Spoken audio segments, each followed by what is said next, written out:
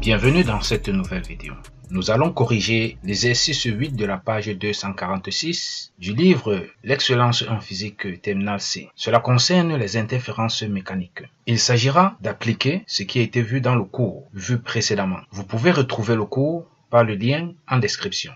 Voici donc l'exercice en question. Nous allons lire et commencer la correction. Un vibreur est relié à une fourche sur laquelle sont fixées deux pointes S1 et S2 qui frappent simultanément à la surface d'une eau contenue dans une cuve remplie d'eau. Les pointes S1 et S2 sont distantes de 4,8 cm. Elles provoquent des ondes progressives à la surface de l'eau à la fréquence 20 Hz. La célérité des ondes SC égale à 0,3 mètres par seconde. En lisant ainsi, il faut recenser les données. La distance S1 S2 4,8 cm, la fréquence 20 Hz et puis la célérité 0,3 mètres par seconde. Voilà donc les données recensées. Première question, définir champ d'interférence. Deuxième question, quelles conditions doivent satisfaire les deux sources S1 et S2 pour que le phénomène d'interférence mécanique soit observé à la surface de l'eau. 8.3. On éclaire la surface de l'eau à l'aide d'un stroboscope de fréquence FE égale à 20 Hz. Dessinez l'aspect de la surface de l'eau.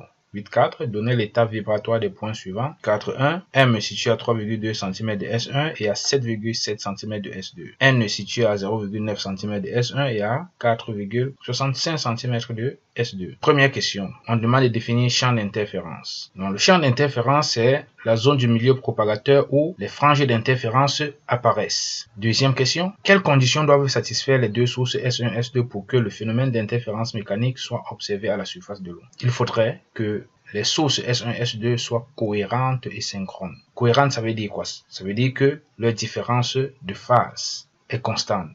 Et synchrone, cela signifie que les deux sources vibrent à la même période ou bien à la même fréquence. Voilà, c'est tout. Elles doivent être cohérentes et synchrones.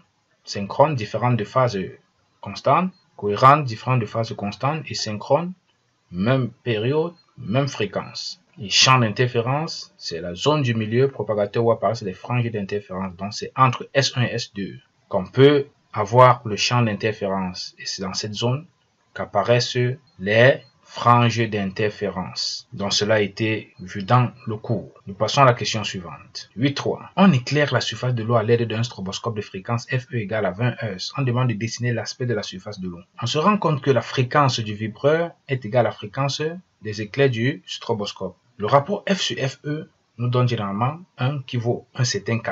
Et ce rapport-là nous donne exactement ce que l'on observe. Donc, dans ce cas, le rapport F sur FE nous donne K qui est entier, qui vaut 1 ici. Donc, ça veut dire que à la surface de l'eau, on va observer un système de rides circulaires centré en S1 et S2. Donc, un système de deux ondes progressives, si je peux le dire ainsi, centrées en S1 et S2 au niveau des pointes S1 et S2, comme le montre exactement la figure ci-après. Donc, au niveau de la source secondaire S1, on aura cette figure, et au niveau de la source secondaire S2, on aura également un autre système de rides circulaires immobile centré en S2. Voilà ce que l'on observe lorsque la fréquence du vibreur est égale à la fréquence du stroboscope ou bien la fréquence des éclairs du stroboscope.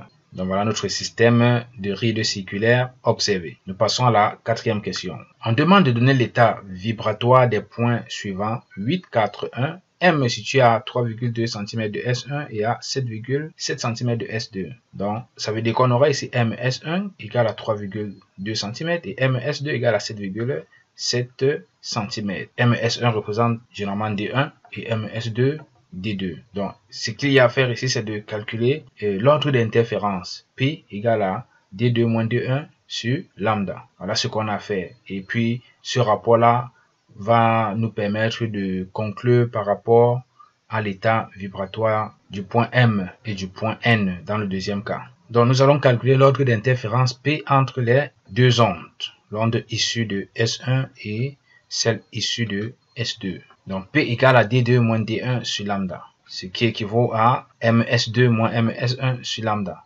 Mais est-ce que nous avons lambda? Non, nous n'avons pas lambda, mais nous avons la célérité et la fréquence. Donc, nous allons d'abord calculer lambda rapidement.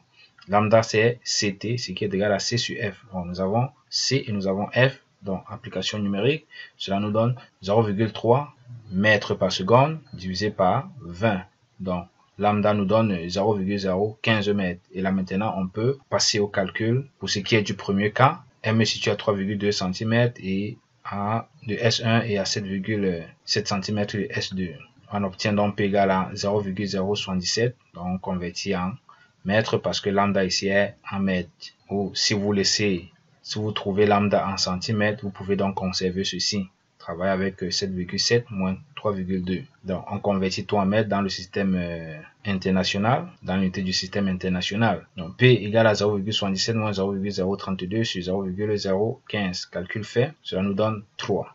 Donc, généralement, lorsque l'ordre d'interférence est entier, on conclut directement que le point M vibre en amplitude maximale. Voilà, le point M vibre en amplitude maximale puisque l'ordre d'interférence est entier. Là, nous passons à la question 8.4.2. Le point N maintenant situé à 0,9 cm de S1 et à 4,65 cm de S2. Donc, on continue tout simplement d'appliquer ce qui vient d'être fait. Donc, dans ce cas, D2 moins D1 sur lambda sera égal à N S2 moins N S1 sur lambda.